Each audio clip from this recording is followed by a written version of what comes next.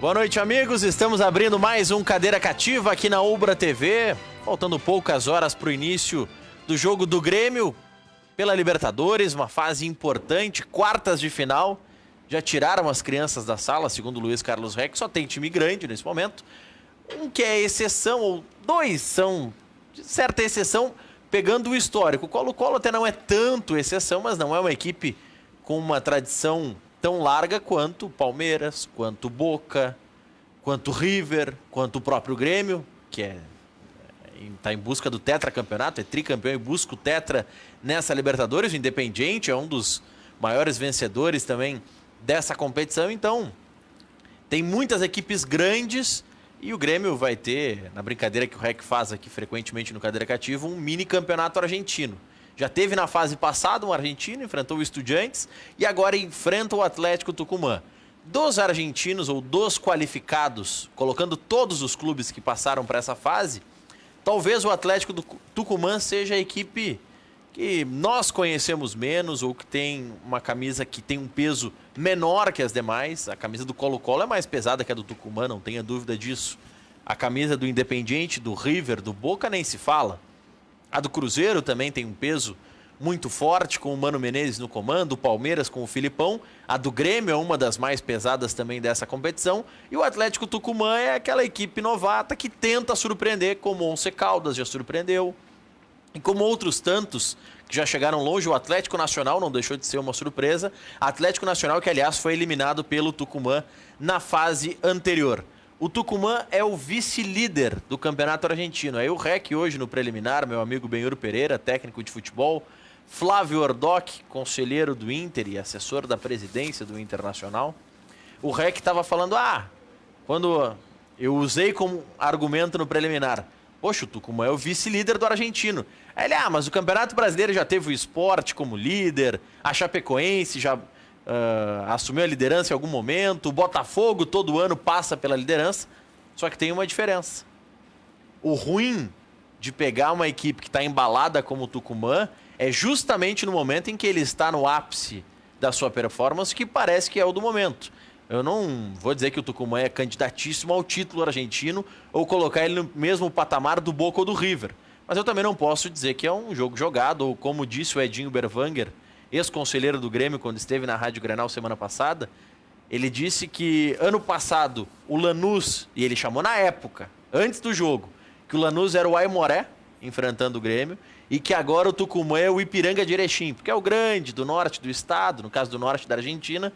Mas não tenha dúvida, né, professor Benhur Pereira, que esse é o pior momento para enfrentar esse tipo de equipe, que é o momento em que está em alta, é o momento que tem confiança e, de certa forma, o peso é para o Grêmio, que não está tecnicamente no seu melhor momento, porque, convenhamos, não tem os seus dois centroavantes, nem o titular, nem o reserva imediato, e não se sabe ainda quem é o substituto do Jailson que foi vendido. Boa noite, Benhur. Boa noite. Olha, eu vejo assim, eu acho que claro que a qualidade do Grêmio é indiscutível, os campeonatos que o Grêmio vem fazendo, aos desfalques, um jogo na Argentina, né, um adversário que tem muita intensidade, muita força, e vem num grande momento, né? Eu acho que isso tem que ser muito bem respeitado. Às vezes se fala muito nas camisas e se esquece do adversário, né? Eu acho que o Tucumã deve incomodar muito o Grêmio. O Grêmio já teve problemas na outra fase, né? Quer dizer, passou com aquele gol nos pênaltis e fez o gol no final.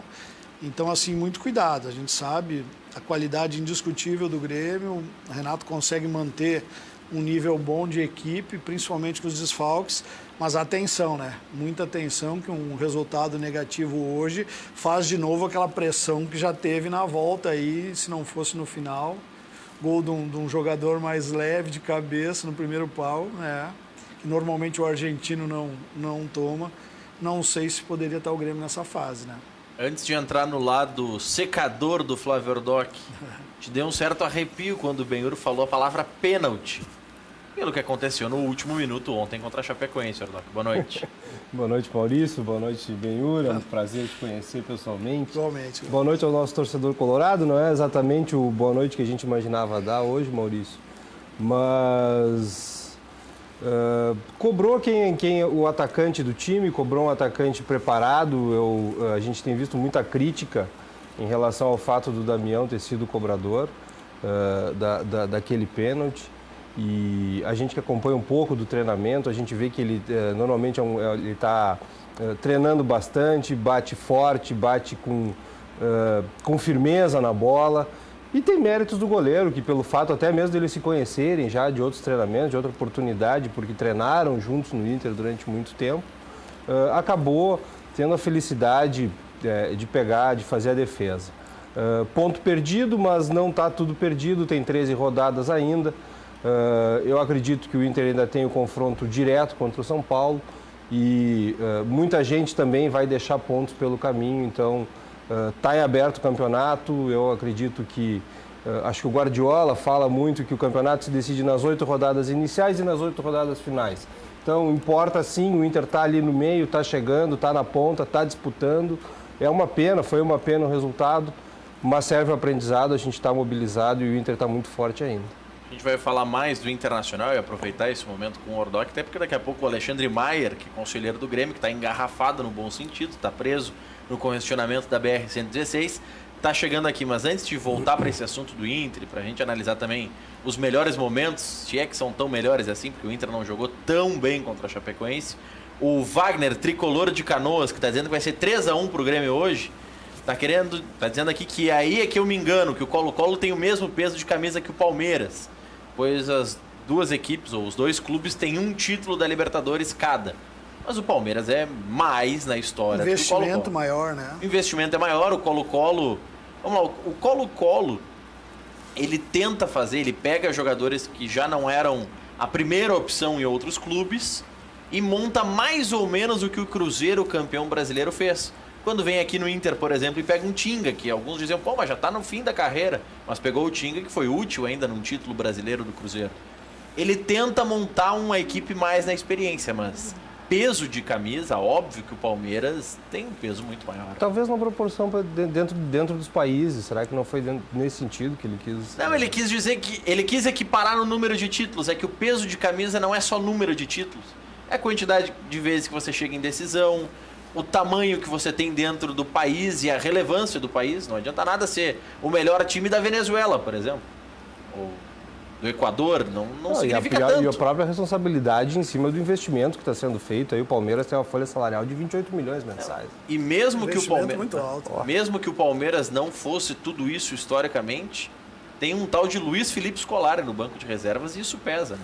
Maurício, gostaria de dar só um pitaco pequeno nessa questão do pênalti. O futebol ele é tão dinâmico que fica essa celeuma hoje. Eu estava acompanhando as redes sociais de quem ia bater, quem não bateu. Se tivesse batido e acertado, não teria problema nenhum. Então isso é o bom do futebol, né? Os erros vão acontecer, mérito do goleiro, isso faz parte. Quem garante que se o D'Alessandro fosse bater não ia errar? Quem garante isso, né? Então, assim, eu acho que nós não podemos nos basear num lance, num detalhe, num jogo, para que se crie muitas situações, sabe? Eu acho que tem que ser analisado outras coisas. Daqui a pouco, um jogo não tão bom do Inter, como vinha fazendo. O Inter vem fazendo um grande campeonato, criou uma maneira de jogar. Tem os seus atacantes que normalmente definem o jogo. Ontem não estavam num bom momento. O próprio Damião vem sendo muito essencial ao longo do campeonato. Não tenha dúvida. Então, se cria... quem bateu o pênalti? Quem está lá, normalmente sai definido. Duvido que o Odair não tenha definido um batedor. Duvido. Ou daqui a pouco o definido era o Nico que estava fora. E os dois que entraram no jogo, que era o Damião, e aí tu não tem já como fazer. Aí é uma coisa de momento e muito rápida. Eu contei outra vez aqui o que aconteceu um dia comigo do jogo, tinha um batedor, eu bem tranquilo, no banco olhando ele com a bola, pensei, não, tô tranquilo, vai bater. Quando houve a mudança, o menino que bateu errou, e aí eu cobrei, né? Eu disse, mas por que tu não bateu? Eu disse, é que ele estava num mau momento, ele fazendo gol podia se ajudar na equipe. Não é assim, né? Todo jogador ele quer fazer um gol, não é para dar aquele up naquele momento ruim, mas eu acho que se criou muito em cima um goleador que nem o Damião, que bate bem pênalti, né? Então eu acho que faz parte do jogo, é por isso que o futebol é mas muita polêmica em cima desse. Eu me socorri em números do Paulo Pires, plantão da Bandeirantes, e que faz um acompanhamento estatístico desses dados. O Paulinho é sempre eficiente, né, Paulo? Sempre uma boa fonte. É, uma boa fonte sempre. Se o D'Alessandro batesse e errasse o pênalti, nós criticaríamos exatamente o contrário. Poxa vida, mas por que bateu o D'Alessandro? Os números do Inter até aquele jogo. Para não pegar números antes da partida, não pegar números durante o jogo, porque aí os números consolidados pós-jogo são complicados. Nico Lopes bateu 2 pênaltis na temporada, antes do jogo com a Chape. Marcou 1, perdeu 1. Leandro Damião bateu 1 pênalti antes do jogo com a Chape, converteu. Camilo, 1 pênalti, também convertido. Fabiano, 1 pênalti, também convertido. Patrick, 1 pênalti, também convertido. E aí o Inter tem vários com 1 pênalti cada um, porque o Inter esteve em uma definição por cobrança de penalidade. E esses números também entram nesse cálculo. D'Alessandro perdeu o pênalti que cobrou. Gabriel Dias perdeu o pênalti que cobrou e o Rossi marcou o pênalti que cobrou. Se o D'Alessandro errasse o pênalti e não o Damião, o que nós oportunistas, eu digo nós, sociedade, não imprensa, porque não é a imprensa que está batendo, muito é o torcedor também.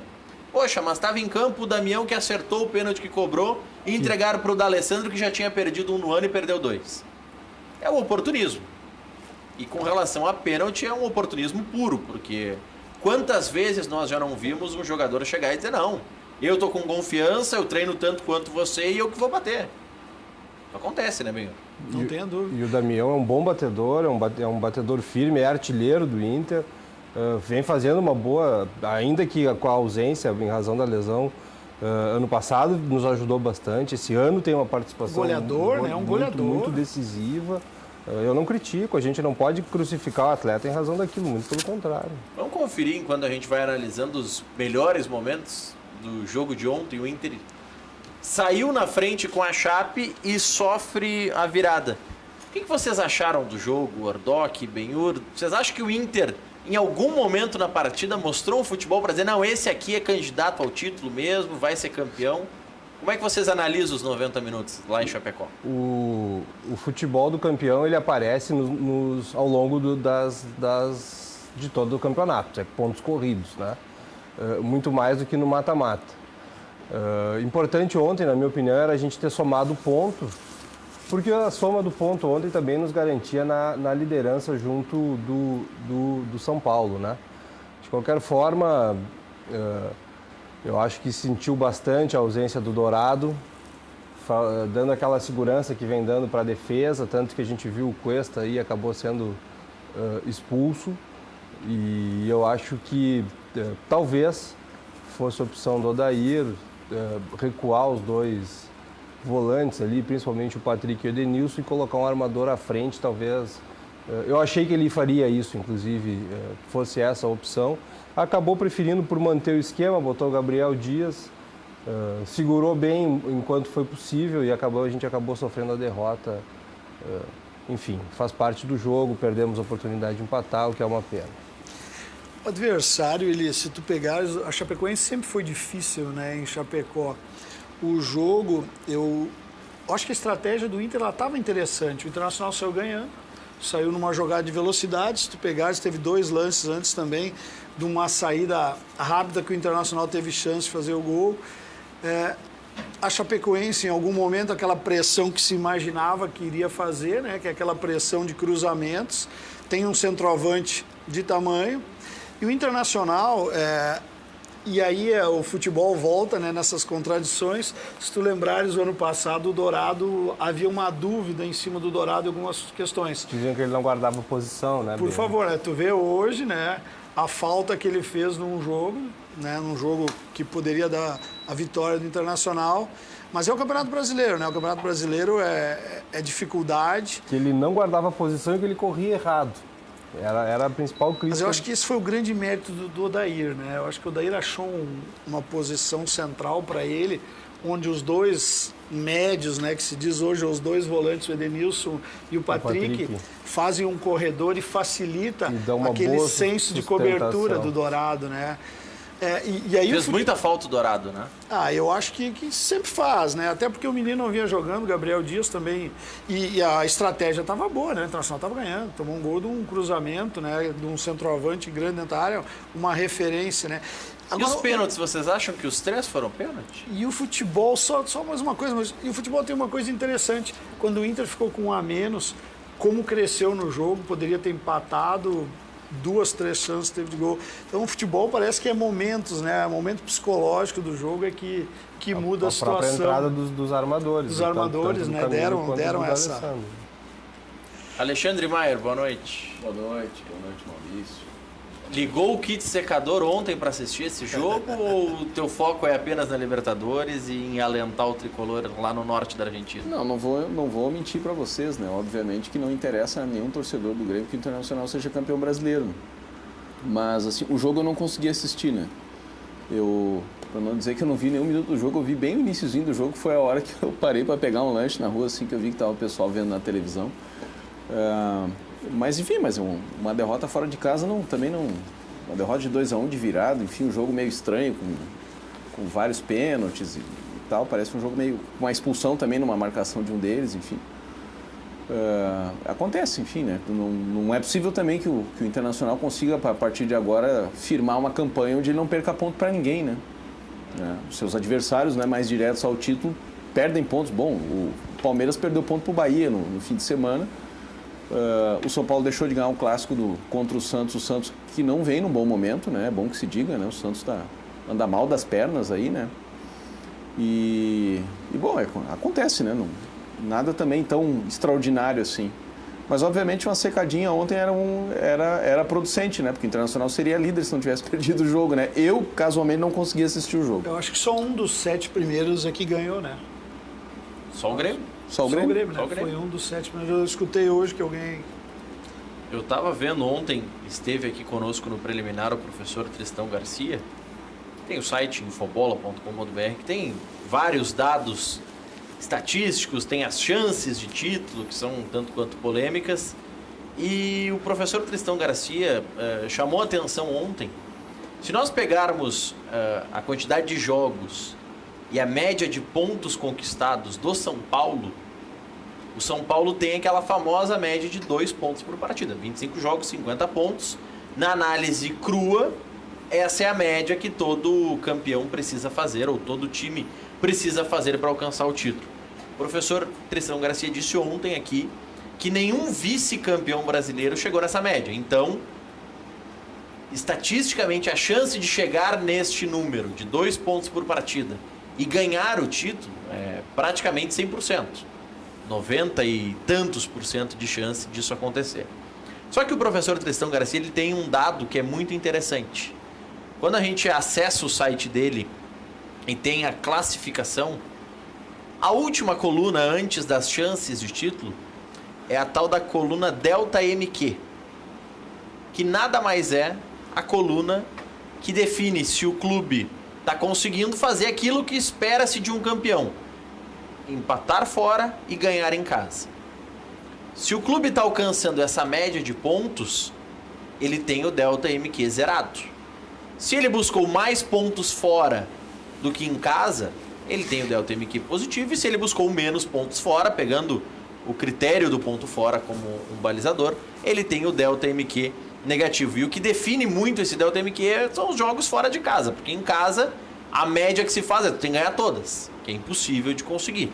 Mas nessa média, nessa análise do professor Tristão Garcia, o Inter, mesmo que na pontuação, na análise da pontuação, esteja 1 ponto abaixo dessa média ideal, o Inter está conseguindo, segundo essa média, esse cálculo matemático, alcançar isso de 3 pontos em casa e 1 fora. Está conseguindo seguir essa média. O São Paulo é que está acima. E aí, por que essa média é importante? Porque o Grêmio, por exemplo, está com menos 7 pontos nessa média aqui, nesse Delta MQ. Isso significa que fazer os 10 pontos em 12 que o Grêmio fala em fazer não modifica essa média. Porque 10 pontos em 12, o Grêmio vai ter 3 jogos em casa e 1 fora, que é com o Fluminense. Ele teria exatamente o que se prega de um campeão: ganhar em casa e empatar fora. Por esse cálculo Tristão Garcia, por isso que a matemática, e por isso eu trago isso, por isso que a matemática coloca que o Grêmio, por exemplo, mesmo que na pontuação esteja apenas 6 pontos do Internacional, dá 6 pontos do São Paulo e 5 do Inter. Então, diminuiu um pouco a diferença para o Inter, mas mesmo assim a chance do Inter é de 35% de ganhar o título, segundo o Tristão Garcia. A chance de São Paulo, que está um pouquinho acima dessa média no Delta MQ, é de 39%, e a chance do Grêmio é apenas de 3%. Isso reflete para vocês a realidade? O Grêmio tem ainda, de fato, chances de pensar em título? E aí, pro Colorado, Flávio Ordoc, é bom torcer pro Grêmio passar de fase para seguir sem dar tanto valor pro Campeonato Brasileiro, para seguir sem chance de atrapalhar o Inter nessa busca pelo tetra? Não, eu volto a dizer, acabei de mencionar no primeiro bloco, Alexandre, tu não estavas aqui, mas o que eu mencionei no primeiro bloco, que é uma fórmula de pontos corridos que o Guardiola fala, que nas 8 primeiras rodadas e nas 8 rodadas finais é onde vai se definir. Então, o Grêmio vem fazendo, independente do campeonato que está, o Grêmio está entre os 6 colocados, está com uma pontuação que lhe permite sonhar com o título ainda. E o que importa para o Inter nesse momento é que nas rodadas finais esteja ali bem qualificado, bem colocado e mantendo principalmente essa média que vem fazendo. Eu aprecio e acompanho o site do professor Tristão, obviamente que com alguma esperança, com alguma expectativa, né, Maurício? Mas ponto a ponto, o trabalho, ele não pode, esses pontos que a gente deixou ontem em Chapecó, tem que ser buscado contra o Corinthians já, e não vai ser uma partida fácil, o Corinthians vem em um momento delicado também, e me parece que cada um dentro do seu campeonato, né? Acho que o Grêmio vai ter talvez uma rodada um pouco mais fácil, que a próxima rodada um pouco mais, talvez mais fácil que a do Inter, mas campeonatos diferentes, não é campeonatos diferentes, mas cada um com o seu interesse, né? E obviamente que torcendo que o Inter chegue à frente do principal rival que tem dentro do estado, que é o Grêmio. Alexandre. Olha, me parece assim que os 3% eu acho que estão mitigando e minorando muito as chances do Grêmio, tá? A despeito do fato de que o contexto de futebol em que o Grêmio está inserido hoje não recomenda mesmo que se aposte muito na possibilidade do Grêmio alcançar uma condição de candidato a títulos. Veja, nós estamos a 13 rodadas do final do campeonato. É isso, né? Nós temos 13 rodadas. 13 rodadas é 1/3 do campeonato. Isso quer dizer que nós já... quase isso, né? São 38 rodadas, né? Seria 1/3 se fossem 39. Então, é um pouco mais de 1/3 do campeonato. É o que tem pela frente. Ou seja, nós já passamos quase 2/3 de campeonato. O Grêmio jogou, se não me equivoco, 11 partidas, das 25 partidas que disputou no Campeonato Brasileiro, 11 partidas com o time descaracterizado. Isso é muito penoso para quem quer se colocar na condição de disputa de título. E digo mais, a campanha do Grêmio, para quem jogou 11 partidas com uma equipe reserva, é fantástica. É uma campanha muito acima da expectativa de qualquer outra equipe que pudesse se colocar nessa condição. Haja visto exemplos do próprio campeonato, né? O Cruzeiro, por exemplo, que usa time reserva, né, por ocasião da disputa das competições de mata-mata, está muito atrás do Grêmio, né? Deve estar, 8 pontos atrás do Grêmio, 10. O Flamengo não usou, né? Mas o Grêmio já vai pode ser ultrapassado pelo Grêmio em breve, né? Pela curva que anda fazendo. Ou seja, é muito difícil, né? A conta do Grêmio, para o Grêmio voltar a se candidatar ao título, não é 10 em 12, na minha opinião. É 12 em 12. O Grêmio terá que ganhar as próximas... Tem ganhado o Fluminense fora. Tem ganhado o Fluminense fora, tem ganhado o Bahia e tem ganhado o Ceará. Para ele voltar a tentar se intrometer de novo nessa turma, né? Se não, se for 10 em 12, 9 em 12, ele fica... Isso o ajuda a se melhor posicionar dentro do G4. Hoje o Grêmio está fora, né? Falta um ponto para o Grêmio voltar para o G4. O Grêmio ainda não voltou. Então, na verdade, me parece que hoje mais a realidade que o Grêmio vive é a realidade de tentar ser tetracampeão da América e, paralelo a isso, tentar repetir o que foi feito no ano passado, que é ficar entre os 4 e estabelecer na posição do Campeonato Brasileiro uma espécie de segurança, de continuidade na Copa Libertadores no ano que vem, caso não ganhe, né? E aí o importante é seguir entre os 4, né? Hoje o Grêmio está fora, o Grêmio está em 5º, né? Porque o professor Tristão Garcia estava falando... usou o termo de vaga podre para a Libertadores, a do 5º e do 6º colocado. Ela vira boa a 5ª vaga se o Palmeiras ganhar uma competição de mata-mata, né? Por exemplo. Sim, se o Palmeiras ganhar. Eu digo ficar entre os 4 que classificam direto para a fase de grupos. Porque a 5ª vaga... O ano passado ela foi boa, né? Não sei se tanto. Não foi. O Botafogo... Não, ela foi boa, mas eu digo assim, quem foi para pré-Libertadores, quando a gente fala em quinta vaga do brasileiro, é quem vai para pré-Libertadores. Ano passado, a Chapecoense, por exemplo, entrou na sexta vaga do brasileiro. Porque o Grêmio abriu vaga na Libertadores, o Cruzeiro abriu vaga na Copa do Brasil e por isso a Chape conseguiu chegar na Libertadores. O Vasco também conseguiu na mesma situação. Sim, o Vasco foi oitavo. Foram Vasco e Chapecoense nessas vagas. Por que o professor Tristão Garcia usou o termo vaga podre? E eu concordo com ele que é uma vaga que complica, para não dizer que compromete fatalmente o ano. É o que o Grêmio está sofrendo agora. Se Grêmio ou Internacional classificarem pela quinta ou sexta vaga do brasileiro para a Libertadores, podem sofrer como sofreu a Chapecoense. Jogou uma fase e foi eliminado. Tá certo, Grêmio e Inter têm equipes mais qualificadas do que a Chape, vão passar de fase. O Vasco caiu em um grupo da morte, caiu na fase de grupos da Libertadores. O Botafogo chegou longe na Libertadores, foi eliminado pelo Grêmio, pelo campeão ano passado. Mas o Botafogo terminou o Campeonato Brasileiro não se sabe de que forma. Conseguiu ficar fora, conseguiu ficar em 10º no Campeonato Brasileiro. Porque começou lá no início, eliminava todos os campeões, enfrentou 2 campeões já nessa série de mata, teve mais a fase de grupos que foi complicada. Então, essa é uma vaga que compromete a preparação física da temporada. E hoje, de certa forma, o Grêmio utilizou tanto os jogadores suplentes ou reservas por 2 motivos. Primeiro, porque o Grêmio, quer queiram, quer não, tem um time velho. Tanto que, vamos pensar o jogo com o Estudiantes. O Grêmio tinha Cícero e Maicon como 2 volantes do primeiro jogo, no jogo na Argentina, e tinha o Léo Moura na lateral. Somos 3 aí, passa de 100 anos. E os 3 tinham que ajudar na marcação. Não conseguiam. Os guris do Estudiantes dominaram o Grêmio. Dominaram o meio-campo, tanto que logo depois o Maicon dá uma entrevista pedindo, pelo amor de Deus, pro Jailson jogar. Tem um erro de escalação também no Renato em insistir com o Cícero nesse jogo, na minha opinião também. Ali ele poderia ter mexido nesse time, né? Não poderia precisava. ter colocado o Jailson, por exemplo. Claro. Agora, para esse jogo com o Tucumã, Benhur, o Renato já tira um desses cascudos ou um desses veteranos da lateral. Já coloca o Léo Gomes na lateral direita, já deu o recado pro Léo Moura, ó, tu vai ser reserva, tu vai jogar no Campeonato Brasileiro porque é o que a tua idade permite. Em outras palavras, foi o que o Renato disse, ó. O cara ficou treinando a semana inteira. É o lateral titular e ele joga contra o Paraná e não vai jogar a Libertadores, é porque perdeu a vaga. Agora acertou o Renato. Não. Eu acho que ele fez isso porque ele vai colocar Maicon e Cícero de novo. Ele não podia jogar com os 3. Ele vai tentar jogar com 2.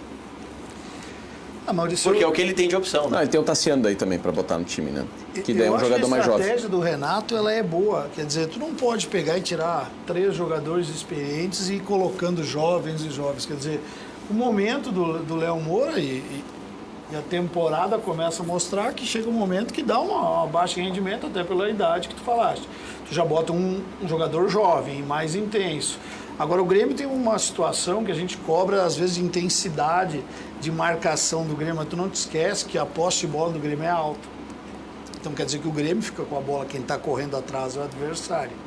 Né? No jogo aquele da Argentina, no primeiro jogo, o adversário marcou muito forte, ele não deu o respiro para o Grêmio. Foi um jogo que era a situação para nós fazer um resultado, era correndo, marcando e pegando. Já na arena, o Grêmio já conseguiu jogar mais. Eu não lembro do adversário ter feito 2, 3 lances de gol. Não, o Estudiantes pegava a bola e chutava pra frente, porque não queria ter a bola. Tu não precisa, assim, tanta recuperação de bola, porque tu tá com a bola. Né? Agora, tu ganha um lateral, que nem o Léo Gomes, intenso, tu já abre uma outra opção ofensiva, né? Então, eu acho que o Renato consegue, aos poucos, mudar essa cara do Grêmio. Quer dizer, tu perde o Arthur, tu perde o Jailson, 2 jovens jogadores, né? E com o que tu tem, não conseguiu, tu vai ter que repor em algum momento, né? Mas o Grêmio tem essa característica, a posse de bola, né? Então tu não corre tanto do que tu entregasse a bola para o adversário e só marcasse, né? O Grêmio chegou a ter 80% de posse de bola em alguns momentos do primeiro tempo contra os Estudiantes aqui. E o Atlético Tucumã é uma equipe que tem por característica um futebol um pouco mais reativo, não é tanto de propor o jogo. ele tende a deixar o Grêmio mais com a bola. Ô Maurício, eu estava vendo uns números, eles contra o Atlético Nacional, né? Eles saíram numa pressão, marcação muito forte, também é um time veterano, experiente, marcação muito forte, fizeram 2 gols aí no segundo tempo, fecharam a casinha, né? E marcaram mais até porque são jogadores também de uma certa idade, né? No Atlético Tucumã? Do Atlético No Tucumã. O que vocês esperam para hoje? Que time Alexandre Portaluppi Maier escalaria hoje para enfrentar o Tucumã? Marcelo Groy, Léo Gomes, eu já tinha dito, né, que acho que é um acerto. Que idade tem o Léo Gomes? É novo? É jovem, jogador de uns 20, 21 anos. Né? Pouquinhos, Então, Marcelo Groy e Léo Gomes, a dupla de zaga, né, Jeromel e Cânimo, e Cortez. Né? Os volantes, assim, ó, aqui acho que tem uma dificuldade porque também não tem muitas opções, né? Léo Gomes tem 22, ele é 9,6. Tá ótimo. Enfim, né? Nós estamos trocando um de 39 por um de 22, né? Um de quase 40, né? Que é o Léo Moura. No meio campo eu acho que não tem como não colocar o Tassiano, o Michael, o Ramiro e o Alisson, poderia completar a meia cancha daí, e aí bota o Everton e o Luan de falso 9, que eu acho que é a solução que é possível, que o Grêmio haja visto o fato do Grêmio não ter centroavante. Tem um problema nessa formação. Nessa tua formação, tu tira o Cícero, que é bruxinho do Renato. Tiro. Bruxo do Renato, pode ser, mas o Cícero ele tem que jogar quando o Michael não puder jogar. É a dele. Né? Não tem como jogar ainda mais fora de casa, num time que joga na pressão, isso que ele está dizendo aqui, quer dizer, não tem condições, né? Já está demonstrado, isso já foi tentado lá contra o Estudiantes, não deu certo, a meia cancha do Grêmio fica lenta, isso prejudica a resposta do Grêmio, enfim, né, de uma resposta mais veloz, uma transição ofensiva mais de maior rapidez, né, deixa o time mais lento, mais cadenciado. Essa é uma formação para segurar um resultado, não para ir lá e fazer um resultado. Então, eu acho que não é a melhor solução, na minha opinião. Claro, falta ao Grêmio um protetor de área, que o Tassiano também não é. Isso é o que forma a minha opinião em relação ao que eu qualifico como um erro da direção de futebol ter vendido o Jailson no meio da temporada e não tendo um jogador da reposição daquela posição. Na minha opinião, foi um erro. Né? Se o Michel tivesse voando como estava no ano passado, tudo bem, pelo menos um da posição tu tinha, que é o Michel. O Michel voltando de lesão, se lesionando de novo como se lesionou. O Grêmio ter vendido o Jailson depois de ter perdido o Arthur, na minha opinião, foi um erro. É que o problema... Tem uma coisa, viu, Maurício? Só um detalhe. Hoje tu não tem o referência, né? O Grêmio não tem os dois à frente. Então vamos botar o Alisson a nível, né, de esquema de jogo. E quem vai marcar a bola parada lá atrás? Se tu não tem o Cícero, que é um grande cabeceador, que tu não tem um referência, que era o Jael ou o André. Quer dizer, tu já tira 2 grandão na hora da bola parada. O Cícero é um pouco mais alto, né?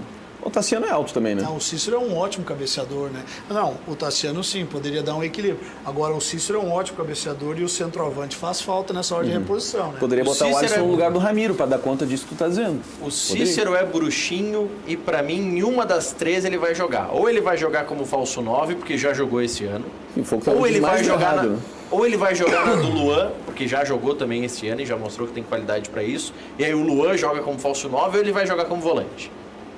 Que tem muita alternativa para ele entrar em campo, né? Então, enfim. O Cícero teve um telespectador.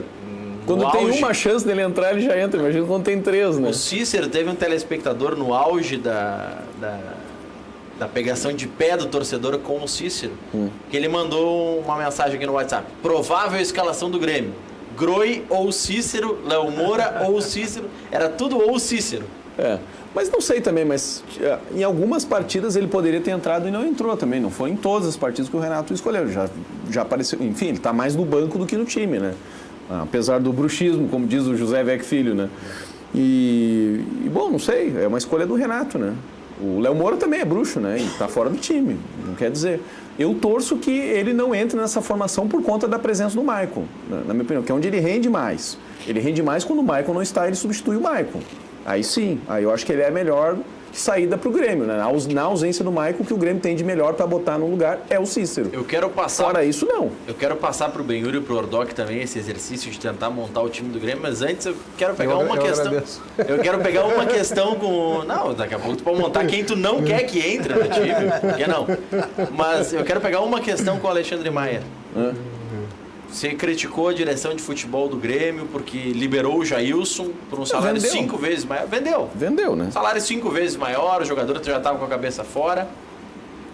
Será que a direção de futebol não o fez confiando na palavra do departamento de futebol de que o Michel estava liberado e por isso as mudanças do departamento de futebol, do departamento médico e por isso as mudanças do departamento médico também? Olha só, o que eu posso te dizer sobre isso? Assim, primeiro, eu não tenho informação para contrapor isso que tu estás dizendo. Conselheiro, tu tem que ter todas as informações.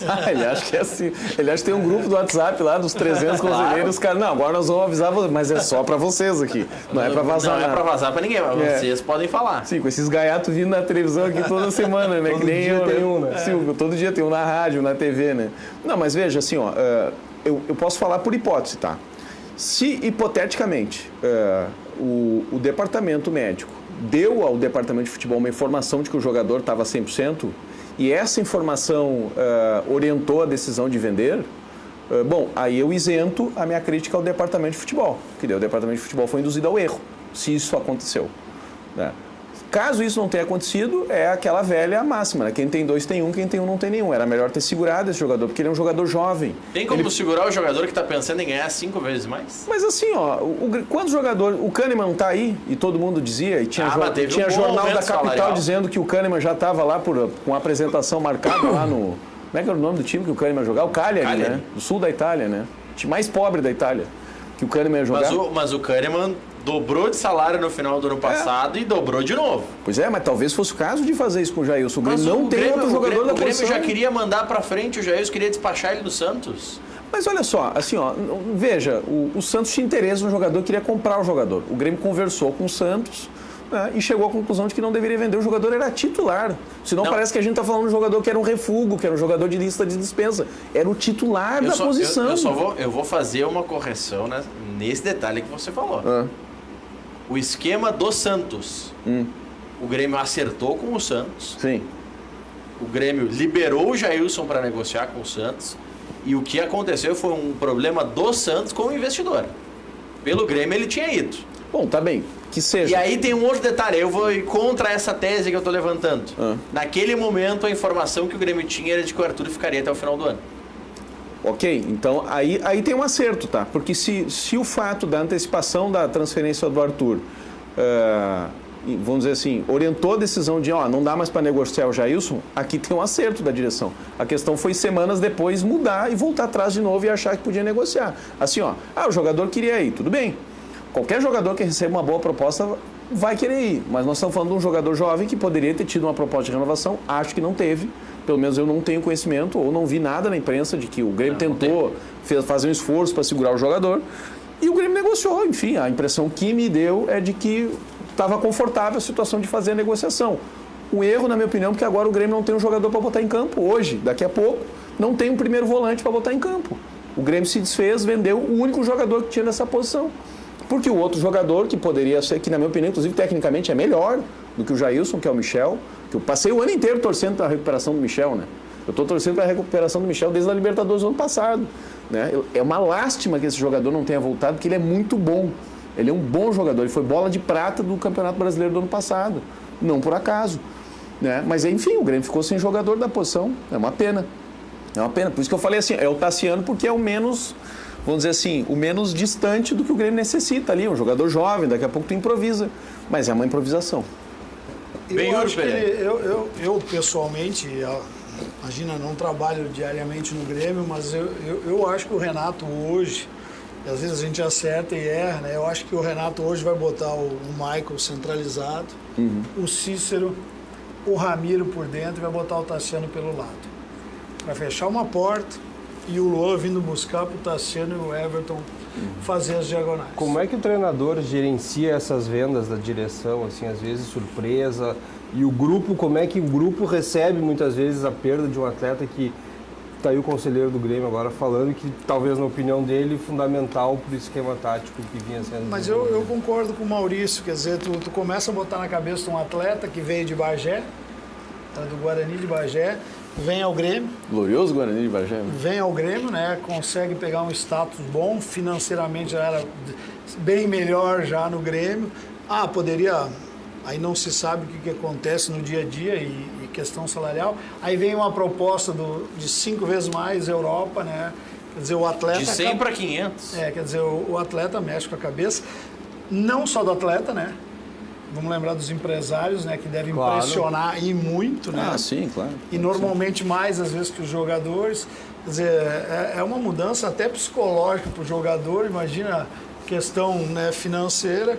É uma pena que os nossos clubes... Eu vinha vindo escutando, diz que o Fluminense vendeu um menino, 16, 17 anos hoje.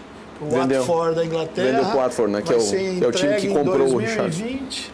Quer dizer, infelizmente... Pedro fora 6 meses também, né? Tu imagina, né? O que nós vamos... Então, internamente, o Grêmio, eu acho que também confiou num retorno, né, de outros atletas. E eu imagino que o Grêmio está confiando muito no volante, no menino... Matheus Henrique.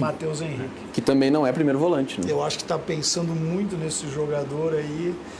Mas é aquela história que nós estávamos falando antes, o Grêmio não trabalha com aquele volantão mais. Sim, mas porque tinha o Arthur, né? Pela posse, o Grêmio está procurando jogadores que tenham posse, né? Que mudaram a qualidade do jogo ou o estilo de jogo, né? Que é manter a bola, e o Grêmio faz muito bem isso, né? Eu acho que depois de muito tempo ele conseguiu, há 1 ano, 2 anos, fazer isso e consegue mudar o futebol em relação a essa questão. Mas para tu ter jogadores que não marquem muito forte, tu tem que ter posse de bola, né? Isso é um risco. No dia que tu não tiver posse de bola, tu vai sofrer bastante. Exatamente. Quando tu tem o Arthur, que é um jogador acima da média, apesar do Maurício achar que o Fred lá que estava na seleção é melhor que o Arthur, e que o Renato Augusto ele acha também que é melhor que o Arthur é... E o Adenor Bach? Os dois, na verdade, né? Um mais que o outro, assim, né? Escola. O Adenor gosta mais do Renato Augusto e tu acho que gosta mais do Fred, na média da parecida. Que bom que tu me avisou que eu gosto tanto deles, porque eu não sabia. Eu acho. Fred, Mas Fredinho. É que essa polêmica é obrigatória do programa, né? Vamos combinar, né?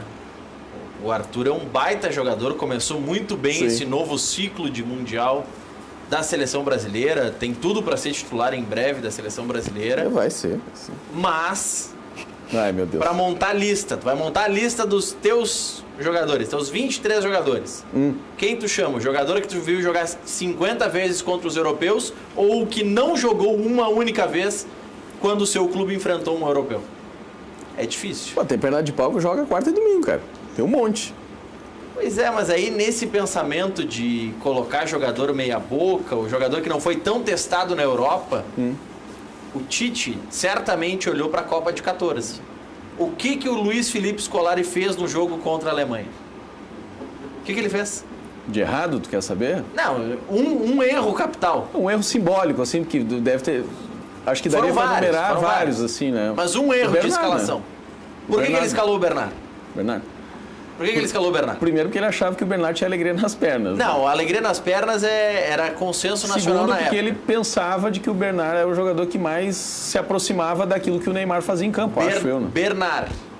Vamos lá, fatores que levavam o Filipão, ou levaram o Filipão a escalar o Bernard. O Bernard tinha consistência na carreira, não tinha? Jogava na Europa, né? Não, a grande mostra dele foi no Brasil. Mas jogava na Europa, né? Não era tudo Europa, isso. Vamos lá, na Europa. O Bernard. Todo mundo queria ele porque ele tinha alegria nas pernas. Por quê? Porque acabava com os jogos do Galo. Isso. Era consenso nacional. Ele acabava com os jogos do Galo. Sim. O Bernard tinha alguma característica similar ao Neymar. Porque antes daquele jogo era um clima de velório. Meu Deus do céu, parecia que tinha morrido um parente mais do que próximo de cada um dos brasileiros e especialmente dos jogadores. Né? Quando na verdade era só uma goleada que a gente ia tomar, né? Só isso. Era uma goleada que nós tomaríamos ainda. Sim, tomaríamos, né? O terceiro quesito. Pegou o jogador de Minas, jogador que acabava com o jogo no Atlético Mineiro para jogar no Mineirão. Vou puxar a torcida pro meu lado, já que eu não tenho Neymar, como fez em 2002 com o Marcelinho Paraíba, aqui em Porto Alegre, e por aí vai.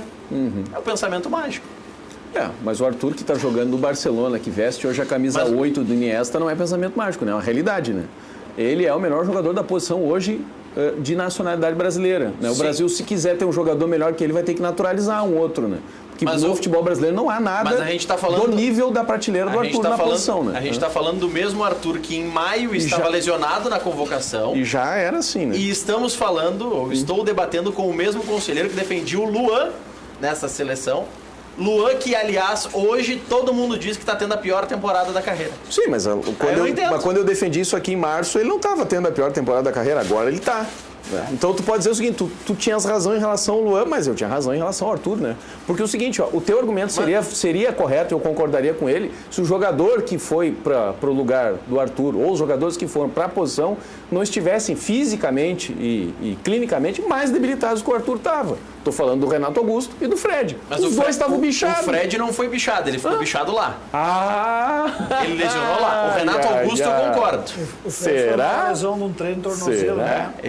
Antes dos treinamentos, ele saiu do... A seleção brasileira treinou uma semana em São Paulo, viaja para a Inglaterra, porque faz mais uma semana de preparação na Inglaterra. Sim.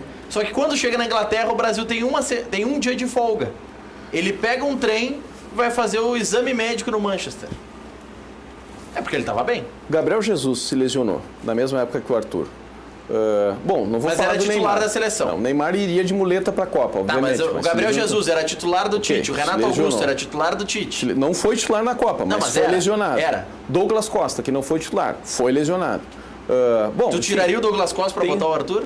Felipe Luiz foi lesionado. Ou seja, em cada setor do campo tinha jogador que foi lesionado. Ou seja, esse não pode ser o critério para não ter levado só o Arthur. Se ele levou outros 8 que estavam lesionados. Mas aí, Benhur... O Arthur já estava recuperado em maio, mas aí... Já estava recuperado em maio. Ele lesionou no Clássico Grenal 2 dias antes da convocação. Em março, o Clássico Grenal. Foi em maio. O Grenal do Campeonato Brasileiro 0-0. O Arthur saiu lesionado.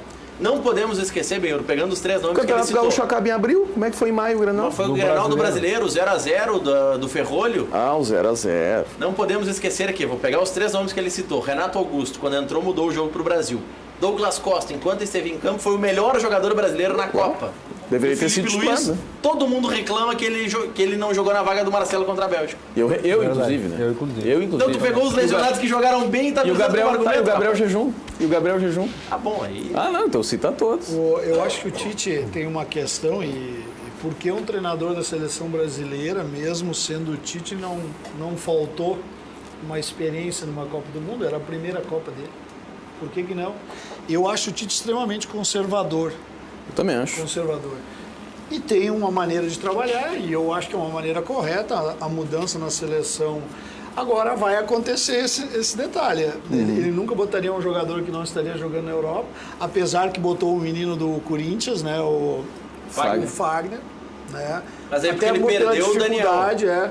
E ele apostou naqueles jogadores que estão lá. Eu consigo entender ele. O risco seria botar o Arthur daqui a pouco, ou a solução, né? Se não desse certo. Isso é o legal do futebol. Era mais fácil ele levar o Maicon do que o Arthur naquela convocação. Até as mudanças de jogo do Tite, elas são as mesmas, pode cuidar. Dificilmente muda o sistema, né? Entra um naquela função. Para fazer melhor a mesma função, mas não para fazer ele outro tem um grande modelo. mérito que eu acho que o Tite, como jogador joga na Europa, ele joga na seleção, diferente das outras vezes. Muitas vezes nós vemos Douglas Costa jogando na Europa de extrema e na seleção acabou jogando com um meia. Então Por isso dentro, o Tite mantém. Isso o Tite mantém. No caso do Casemiro, quando ele perdeu o Casemiro, ele não fez isso. Ele botou o Fernandinho fora de posição porque o ele Fernandinho no mal. City jogava assim. É que ele joga no City assim, né? City ele joga o único volante. É errado. O City é o time do Guardiola, é outra mecânica, é outra Trabalha, história. claro, tem um ano e meio de trabalho. É outra né? história. É outra história. O que a segurança e a proteção, a tarefa defensiva que o Casemiro fazia, ele só tinha o Casemiro para fazer, ele não tinha um reserva para fazer. E não seria o Arthur. Não seria o Arthur. O City mantém a posse, não precisa tanta marcação. Né? Eles não correm atrás da bola, é o adversário que corre. Contra a Bélgica fez muita falta. Então tem volante, que é o Fernandinho, que... E aí o que acontece? No Real Madrid, por que o Marcelo funciona? Porque tem o Casemiro. Claro. Por que o Marcelo não funcionou contra a Bélgica? Não tinha o Casemiro. Outro time que tem posse muito alta, então o adversário, ele corre, não é eles que correm atrás da bola. Aí o Marcelo ficava tomando bola nas costas o jogo inteiro. Foi o que aconteceu. Sim, um dos gols é isso, né? Ele avança... Ele e o Fernandinho batendo cabeça e os caras passando de moto em cima deles, né? Ele avança e o Lukaku joga nas costas dele e deu no que deu a seleção brasileira. 8 da noite, de volta com Cadeira Cativa, recebendo o Alexandre Maier, conselheiro do Grêmio Futebol Porto Alegrense, ao centro Benhur Pereira, técnico de futebol, fez já milagre no interior do estado e segue fazendo. Cada trabalho que o Benhur pega é um milagre. encara o Grêmio, encara o Internacional, e não é encara jogando com o Cruzeiro, por exemplo, lá no Vieirão, onde jogava o Cruzeiro, encara na Arena, encara no Beira-Rio. É um bom técnico de futebol. Primeiro é o Diego Simeone aí do interior, né? O homem é forte. É forte. Tá na hora de sair do interior, viu? Pois Estamos é. sofrendo no interior. E o Flávio Erdoc também está aqui conosco, aqui na ponta direita. O Flávio Erdoc vai nos falar mais sobre o ambiente do Internacional, como é que está a situação dos sócios, quantos tem em dia, até quando o sócio tem que estar em dia para poder votar, o quanto o sócio dá de valor também para a eleição, se vai ter eleição no pátio para presidente, se não vai ter. A gente vai abordar isso também com o Flávio Erdoc daqui a pouco. Mas vamos para esse lado, Meiro. Você foi atleta de futebol, jogou, salvo engano, no Santos, inclusive. Vitória, esporte, mas tem a carreira no interior do estado. Isso te atrapalha, pensando em alçar voos maiores, o ter basicamente no currículo clubes daqui? Isso foi uma opção tua? Como é que está o mercado hoje para técnicos gaúchos no Brasil? Porque se a gente for analisar os técnicos de altíssima performance, boa parte deles são gaúchos. Mas para chegar lá, tem um trajeto complicado a trilhar. Na verdade tem essa dificuldade. Eu optei muitos anos de me manter no Rio Grande do Sul, até por causa da minha família, das minhas filhas. Hoje, infelizmente, essa temporada, desde o ano passado, eu tive que dar uma segurada na minha carreira, mas já mandei recados que estou voltando, até por questões pessoais de doença na minha família, né? Foi uma opção. Então a gente conseguiu organizar na minha casa toda a situação, mas há uma dificuldade, a gente sabe disso. Existe como é que dizer assim, um nível de treinador que a gente demora um pouquinho para dar um passo, e o mercado não é muito bom. O mercado hoje valorizou muito a Série A, B. A C ainda ela é sofrida, tem várias equipes de bom nível, mas a maioria não é, né? São equipes, para tu teres uma ideia, eu gosto muito lá do pessoal de Erechim, mas o Ipiranga está na 2ª divisão no Rio Grande do Sul, quer dizer, numa Série C de brasileiro, né? Tem equipes que fizeram a Série C um nível de investimento muito baixo, né? Quem fez no nível mais alto subiu, que foi o caso do Operário de Ponta Grossa, que vem há anos, né, crescendo e investindo no futebol. Então tem esse mercado. O nosso segundo semestre ele é sofrido no Rio Grande do Sul, as copinhas num nível muito abaixo, não vamos nem entrar na questão de investimento dos clubes, que são poucos, muito poucos. A dupla joga com sub-23 ou com transição, né? Então há essa dificuldade, mas nada que às vezes a gente não mude de mercado, né? Ou faça uma grande campanha. Isso o maior exemplo que eu sempre digo da dificuldade é o Beto Campos, né? O falecido Beto Campos, meu amigo, e um dia nós conversávamos. Ele foi campeão gaúcho com o Novo Hamburgo. Quer dizer, ele foi pegar o Náutico, que era o último colocado, o último.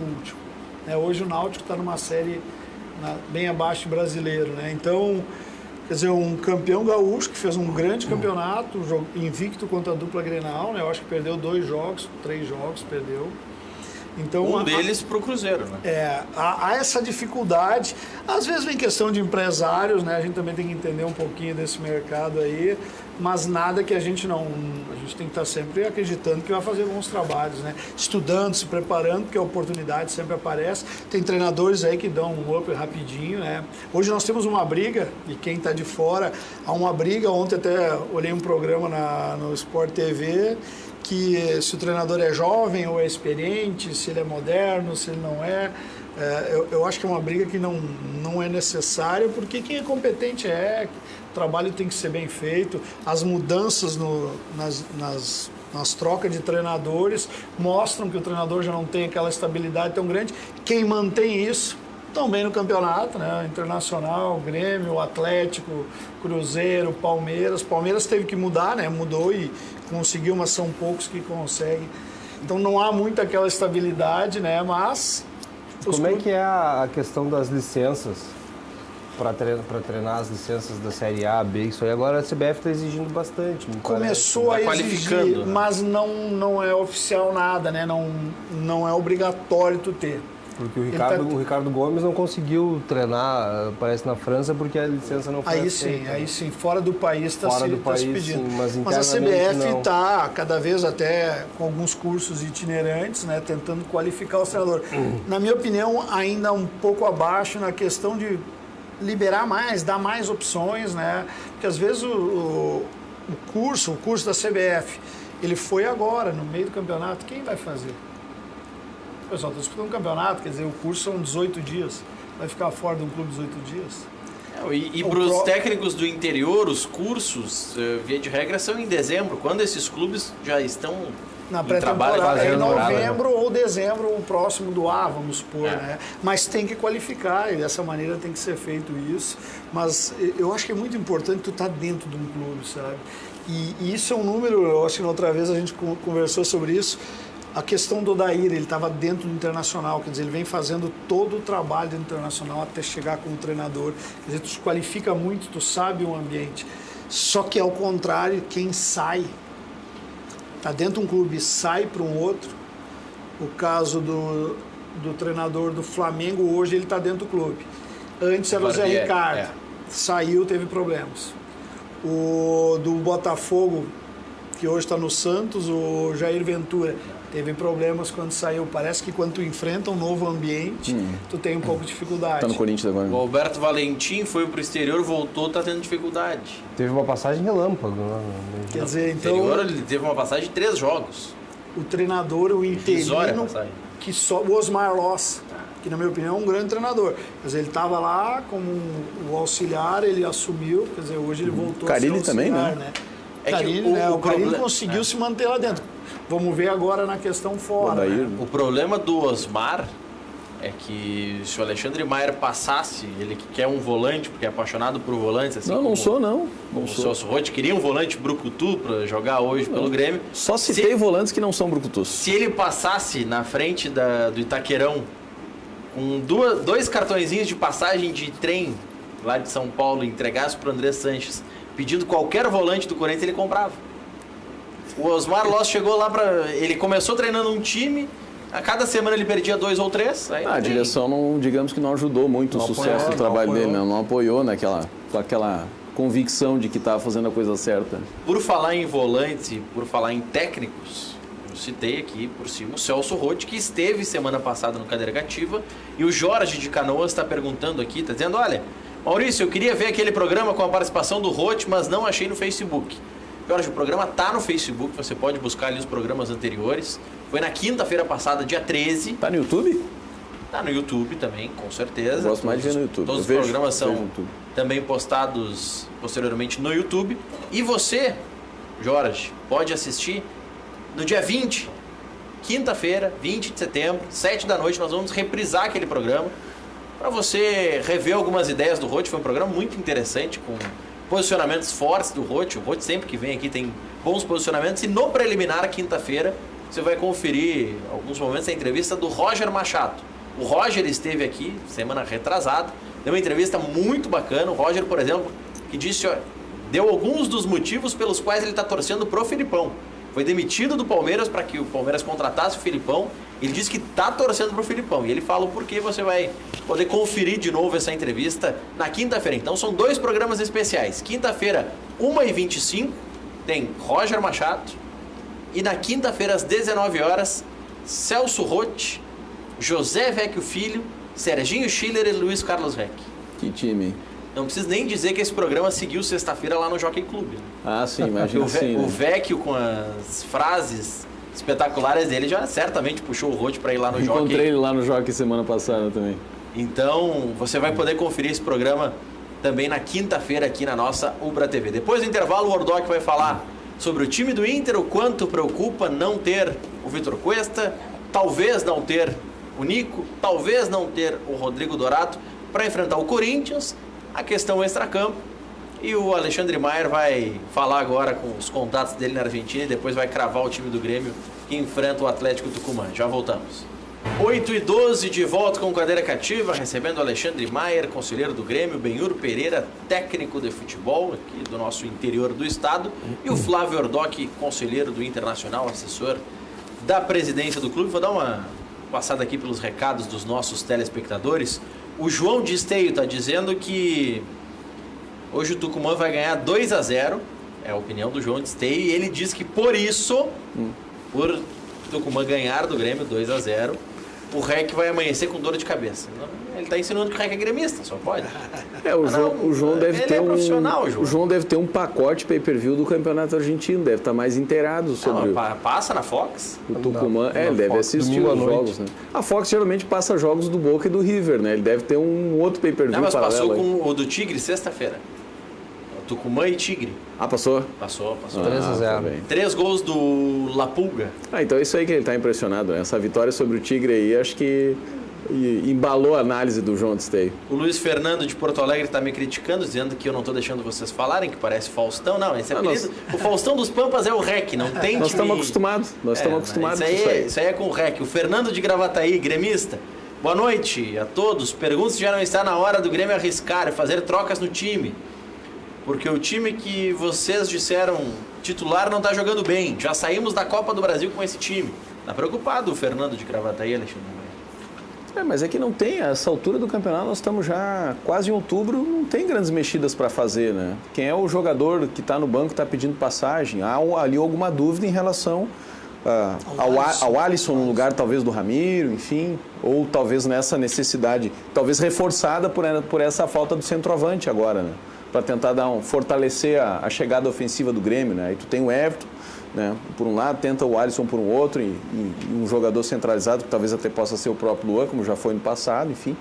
Mas fora isso, bom, essa questão da lateral direita, pelo jeito o Renato já está resolvendo, eu acho que bem, na minha opinião, porque sim, o Léo Gomes está pedindo passagem mesmo, que tem feito boas apresentações, tem produzido melhor do que o Léo Moura.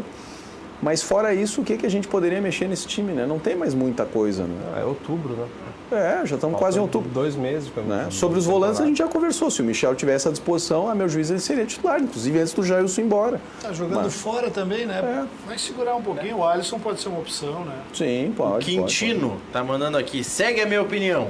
Meio campo do Grêmio com Maicon, do meio pra frente, né?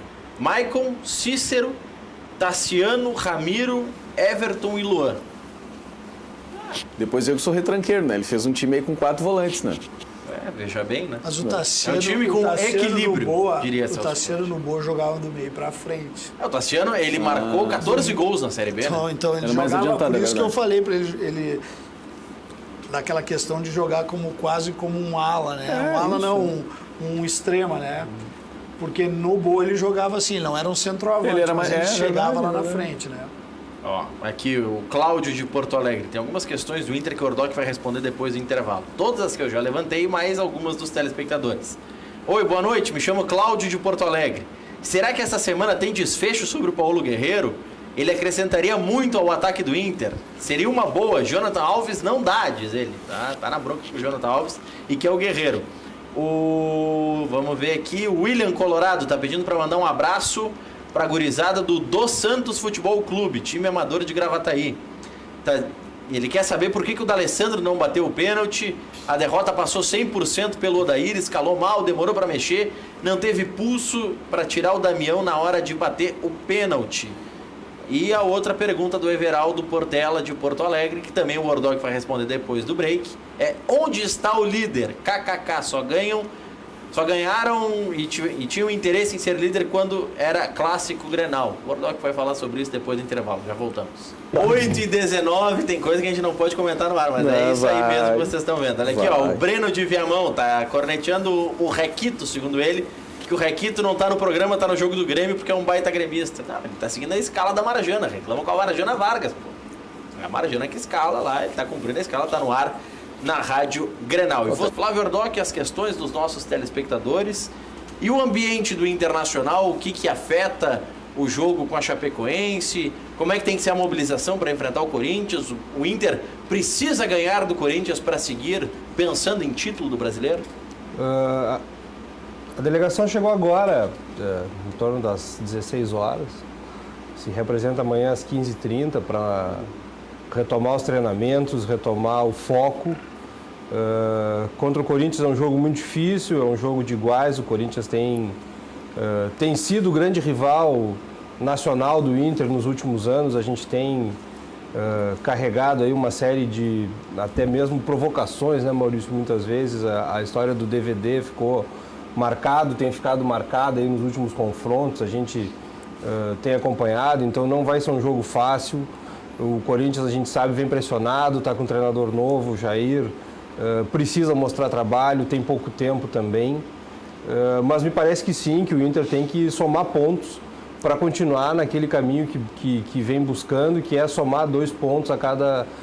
uma média de 2 pontos por partida, né? Dentro daquela linha, inclusive, que o matemático, que o professor Tristão nos indica. Então, me parece que sim, que é importante que volte com um ponto somado lá de São Paulo.